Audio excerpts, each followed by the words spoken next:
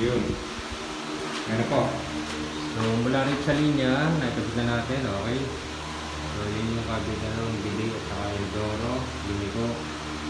Yun, which is, ayun nga. Nakakonekta na tayo kay Paul. Kung gripo, okay? Paul, kung tarinig, kung Bili gusto mong connect yung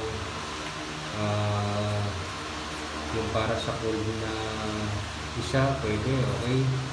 Tapos, kay Kuryene, okay? So, pupunta kay Hat. Babalik kasi militer ko, ano? Militer, kaya ganyan ang style. So, ayan, bumalik, okay. Which is, ito na po yun, na naman. So, ito yung kukonect ko na niya. Ito po kasi pwede natin i-block by plug, tapos tatakpan.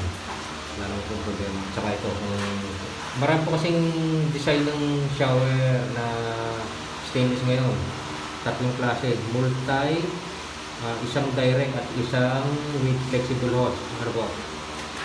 So, ayan. Bumalik po tayo din galing sa main, pumunta rin kay lababo. Ayan. Nag-curve lang po ng konti yun para makatipid tayo sa elbow. Dalawa sana yun. So, ayan. Dito na po nagkaroon ng elbow. Is 1 and 2 para kumontra. Kaya po hindi dalawa. Pag isa po hindi po kontra, ma-main deductis eh. Hindi na po iniopit din para po ano. So, ayan. Umakyat. Pumunta na po ito kay laboratory. Which is yung porcelain natin. 85 ang sukat ng ibabaw.